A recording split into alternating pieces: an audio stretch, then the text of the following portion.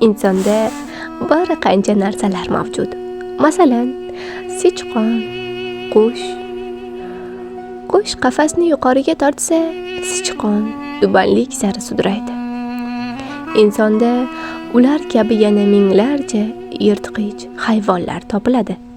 Qush qushligini, sichqon sichqonligini tashlab birlashsalar, muddao hosil bo'ladi. Chunki bu narsa va yuqori va na tubandir. Istalgan narsa hosil bo'lgach, yuqori ham, tubanlik ham qolmaydi. Agar kishi biror narsasini yo'qotsa, o'ngni, so'lni, orqani, oldini, hamma joyini izlaydi. Agar qidirganini topsa, na o'ngni va na chapni izlaydi. Bularning barchasi bir bo'ladi. Qiyomat kuni nazarlar birlashadi. Tillar, quloqlar, tuyg'ular bir bo'ladi. Masalan, 10 kishining mushtarak bir bog'i yoki do'koni bo'lsa, ular qayg'usi, so'zi bir bo'ladi. Biror narsa bilan mashg'ul bo'ladilar. Chunki istagan narsalari bir.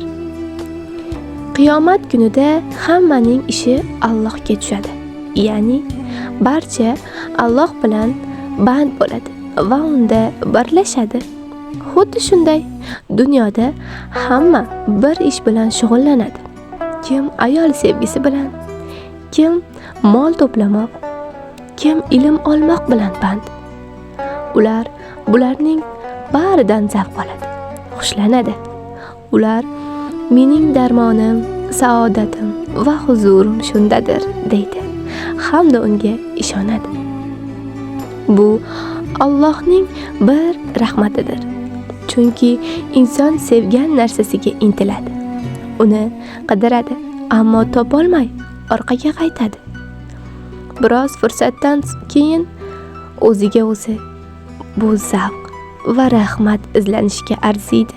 Lekin men qidirmadim, boshqatdan ishga kirishay deydi va undaydi. Ammo yana topolmaydi. Bu hol Alloh rahmati pardasiz ravishda yuz ko'rsatganga qadar davom etadi-yu, rahmat yuz ochgandan keyin kishi tutgan yo'li yanglish ekanini anglaydi. Biroq Allohning shunday kunlari borki, ular qiyomatdan avval asl g'oyaga eltadilar. Ular hozirdan oxirini ko'radilar.